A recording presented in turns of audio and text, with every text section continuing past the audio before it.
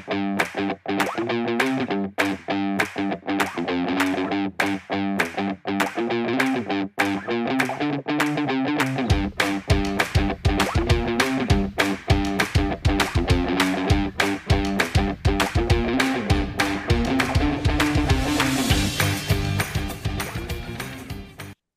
and welcome to episode 36 of the Footy with Fletch podcast. I am Fletch Fraser. Today I'm joined by 1995 Premiership star and Carlton midfielder Anthony Koutoufides, who played 278 games for Carlton. He is also the founder and health coach at Koutoufides. Thanks for joining me today, Anthony. How are you? Very well, thanks, Fletch. Thanks for having me on, mate. All going good, especially when Carlton's winning. They're flying at the moment, and what sort of do you think they'll do for the rest of the season? Do you think they'll make finals? I think they only need to win one match out of their last three. With the way they're playing, I can't see how they don't make finals, in all honesty. And I'd be worried if any team playing against Carlton come finals time with the list and the players that they have. I don't want to get carried away, but mate, they're just finding really good form at the right time, I think. How did you sort of first get involved with footy as a junior? I was 8 years of age. I went to a local primary school, fell in love with the oval ball. My friend invited me down to a local football club. My brother and I, we went down there not knowing or not expecting anything.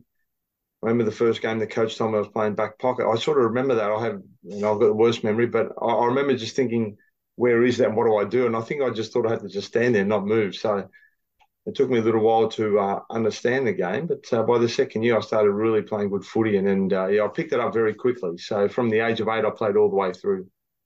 When did you sort of first move into the midfield?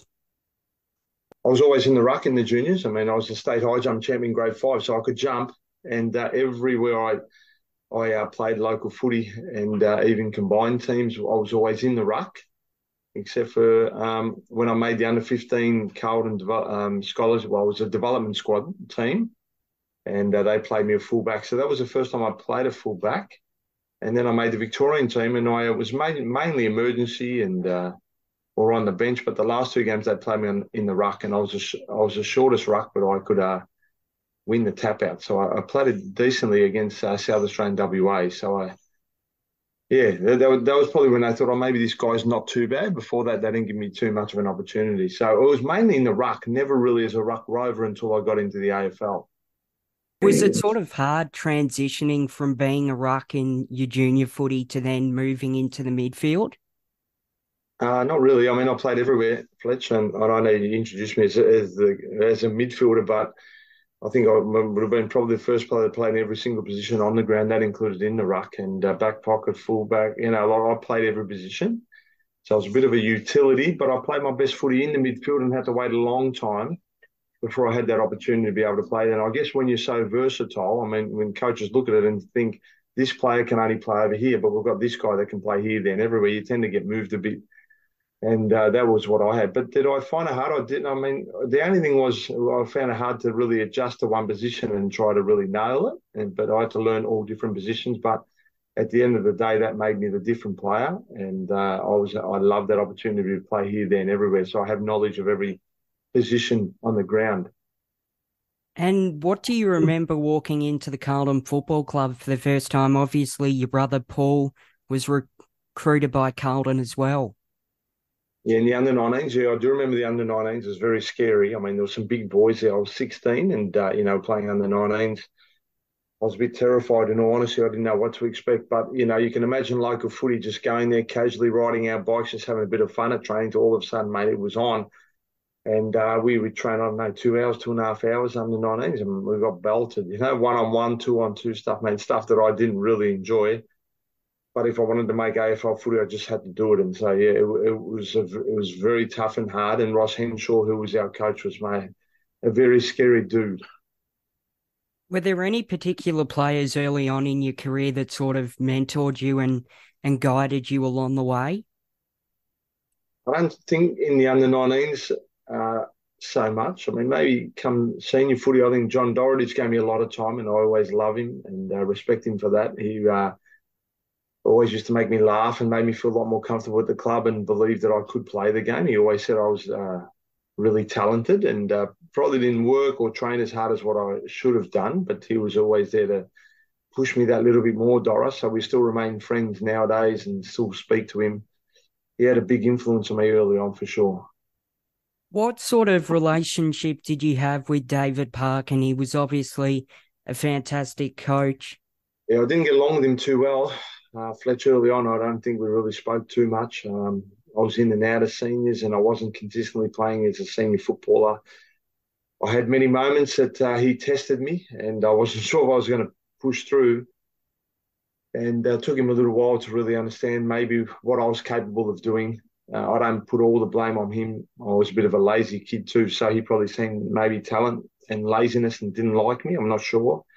We're great mates now, and he was a fantastic coach and great kind of like life mentor. I think when my father passed away in '98 was probably when I really got close with David Parkin for the first time and started to talk to him a little bit more. Before that, I didn't really do too much with him, but I look back and just think, mate, he was part of the greatest day of my life. They're winning that premiership, and he was a coach. So I never forget it. We often talk. I have a laugh with him.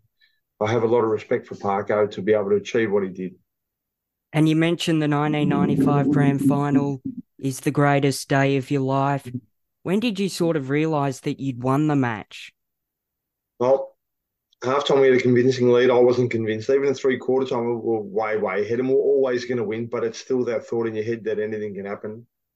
I think the nail was in the coffin when halfway through last quarter, we were up by 80 odd points, and I was like, man, I think now we've finally got it. I can say that I'll be a premiership player for the Carlton Football Club, and so that was a moment that really it dawned on me. And I remember at that point I was in the middle of the ground. I'm looking around the MCG, 90,000 people, and I couldn't believe it because as a young kid I watched grand finals and wanted to play. I wanted to represent Australia at the Olympics or play AFL footy. But I never imagined myself being a premiership player and playing on that last Saturday of September, which was the greatest day on the calendar for me. And so when that moment hit me, it was just like, man, I was just like, oh, man, it was unbelievable. So when the sign went absolutely crazy, man. We celebrated for a long time. And all the heartache and pain that I went through mentally as well and physically, it certainly was all worth it. And so I let my head down after that and I deserved a few drinks, I think, and I deserved a party after that. You played alongside some fantastic players at the Carlton Football Club in the 1995 grand final. Apart from yourself, who do you think was sort of some of the better players on the field in that game? Well, Greg Williams won the Norm Smith medal. He had 31 and kicked 5. I mean, I had 31 also. Probably lightened up the team a little in the first half, but he deserved it. It was his birthday that day too, and no doubt he would have sniffed the goals. He never often went down in the forward line, but he did that day because I think he felt like we were just penetrating and the ball we just kept going into that forward 50, and so he deserved it. But I thought if anyone probably should have won the Norm Smith medal apart from Diesel was probably Peter Dean. And I just think when I look back, all I remember that day is, I mean, he played with the pride of the jumper. He loved the jumper.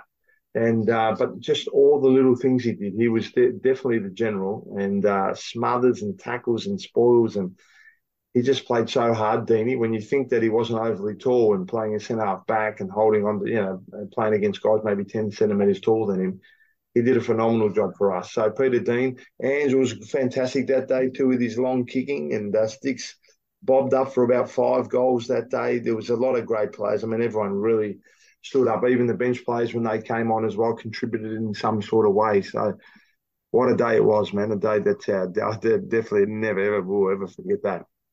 Do you still sort of catch up with the 1995 Premiership team at reunions at the club and stuff? Yeah, well, the last one I think was COVID hit that year, 2020, so we couldn't do it. But yeah, definitely whenever we do something, we catch up. And some of us boys still stay in touch, and occasionally now that Ange has got his fish and chip place in Northcote there, North Seafood and Grill, a few of us boys occasionally meet up there and have a bit of a laugh. And a great bunch of guys that I got to play with in the 90s. Who do you think were some of the toughest opponents that you had to play against from other sides? Richo was my toughest, Matty Richardson. I found him so athletic, and not only did he have speed and strength, he had endurance. my endurance wasn't the greatest. And so when he had the open forward line and mate, he just did a few sprints, 50 metres over there, 50 there, I was exhausted. And every time that ball came in, I felt like, mate, this guy here is going to get it. And I pretty much beat everyone else. But when I was playing at centre back, I had a great year in 99. 98, I started probably after about round 8, started playing centre back, pretty much started to beat everyone also. But Richo was one that definitely got a hold of me. And he was my toughest. And then I remember playing on Stephen Crediuk too, who he was tough, but he had no desire of getting his hands on the ball. All he wanted to do was stop me and just fought. And that was a real learning experience for me, being tagged like that, where the ball's in, he could have got the ball and he didn't even attack it. I had to up my game after that, and I knew I had to improve more, because if I was going to get tagged like that, I just need to get myself fitter. For young players in the AFL at the moment, you look at a player like Nick Dacos, who is getting tagged. What advice do you give to young players about trying to break a tag and deal with a tag? Yeah, I think the tag, it's all about like being as fit as you can, and Nick's certainly got that. So really, how he breaks it, I'm not sure. I mean, you need a little bit of help maybe with teammates and stuff like that. But I know with me, when I was getting tagged, I needed to get fitter, and obviously because I had the strength and all that, but I needed to improve to be able to, get off my opponents and push through and do all those sort of things. So someone like Nick, he'll be able to pull through. He's a phenomenal player. He's so fit. The way he just walked into the AFL and be able to play the game that he does is, oh my God, very mature. And there's no doubt his dad had a massive influence on him. When I look at him and his kicking ability, his dad studies that football, and I think he knows the footy inside out and probably plays it as if it's a soccer ball, Dake. So Nick and Josh are both had great mentors to be able to teach them. It's a great footballing family. But mentioning sons of great players, your son Lucas is currently playing football and basketball. Do you sort of know what path he wants to eventually go down? Oh, he loves both sports, and I think weekly it might change or monthly it might change, saying I want to be a footballer, I want to be a basketballer. So it changes. He's got a long way to go. He's only 13, but he's terrific, and he loves his sport. And I coach him now in the under-13s, which has been an absolute joy for me. And so we'll see how he goes. I mean, it comes with a lot of pressure for him, unfortunately. Everywhere he goes, there's Kuta, and he stands out a little bit in the way that he plays. But mate, I tell you what, under 15s, the guys who were in the under 15s at the Carlton Junior squad, I don't think any of them made senior footy apart from probably me. So it's such a long way to go, and things change very quickly as players and kids mature at different stages in their life. I'd rather him time it right well than be absolutely flying right now. So You mentioned you're coaching Lucas's team. Did you ever sort of have an ambition to be an assistant coach at an AFL team? I tried to get back in the footy club after I retired. I didn't get that opportunity. So I wanted to sort of maybe stay involved in that sort of capacity to understand the game, where it was evolving. I love the game of footy, but I don't know if it was a real passion for me. But this year, coaching the under-13s has been a joy. I've coached the World team for the AFL, which is the DB3 competition, but that was good fun as well. And this year I had the luxury of coaching the Ballarat Interleague team against Jonathan Brown's Hampton League. And, that was so good. It was a real eye-opener for me of how developed these even junior, I mean, there's some not junior, local football clubs are, and the way that they play, switching the ball and stuff like that. They're very highly skilled. A lot of them, there's probably a handful that could probably even make AFL if they were given that opportunity, but not everyone gets that opportunity. So, I've really, really enjoyed it. In all honesty, Fletch, really enjoyed the coaching part of it this year. So is that sort of something you want to still sort of keep going along with alongside Koutoufides? Yeah, I'll continue the junior pathway, and with Lucas, and see if I can develop him and the other guys that are keen to maybe, some have a dream of maybe playing AFL footy. I want to give them the best opportunity that I can. I really enjoy seeing the improvement of young kids, and I've seen so much of it this year. But I realised that I thought the improvement would just come with a couple of training sessions. It really does take time, and I think if you have the kids for 2 or 3 years, they can develop so much under the right guidance, and I think it's really important nowadays. Development is such an important part of footy, and it's great to see that you're involved with local footy. The 2000 season, you played 20 games, averaging 26 disposals per game. What do you remember from that season? It all evolved from the passing of my father in '98. I struggled with my footy, and to accept that my father wasn't around anymore. And I had the worst game of my life against Fremantle, and that was the turning point where Barry Mitchell and Wayne Britton, my two greatest mentors, sat me down and basically put it on to me and said, if you really want to play, whatever's happened to your father, you got to do something now. Like now, it was almost like an emergency. I was so unfit, and so when I went home that night, I promised my father. I looked it up above and just promised because I knew he wouldn't want to see me just drink my life away, and that's what I was doing really. And I swore to him that I'll train harder than I ever did before, and I did. And so 98, I finished really consistent at 10.5 back. 99 was a phenomenal year for me. I missed the last 5 games, finished second in our club best and fairest, so could have easily won it. Probably, could have easily been an All-Australian, I think, because I pretty much beat everyone. Maybe Richo was the only one in 99 that I didn't. And then year 2000 was, in 99 they tried it where I played me a little bit centre back and then throw me in the midfield for a little, and I'd get so much of the footy. And then 2000 they just did it a little bit more until eventually they thought, mate, we just got to leave him in the midfield, and that's what happened. And so my game just went kaboom after that. And I enjoyed I think it was about a 13 game. We won 13 games in a row that year, and I don't know if I was BOG in everyone, but if not everyone, very close. I was definitely in terms of the media, probably in every in a vote for every game of that streak. You mentioned that 13-game winning streak. It's funny at the moment, looking at the current Carlton side, they've won 7 matches in a row, which is their biggest winning streak since your winning streak back in 2000. So there could be some similarities moving forward with the 1995 team and this current Carlton team. Yeah, 100%. I mean, these guys are phenomenal, man. In 95, we only lost 2 games. I mean, these guys here started okay at the start of the season, the current Carlton players. They weren't great, but they were winning, and I thought that was good because that's a little bit of confidence. But, geez, did they fall away. I'd never seen a team so talented fall dramatically like they did it. But, mate, they've been able to turn it around, and they look scary to me.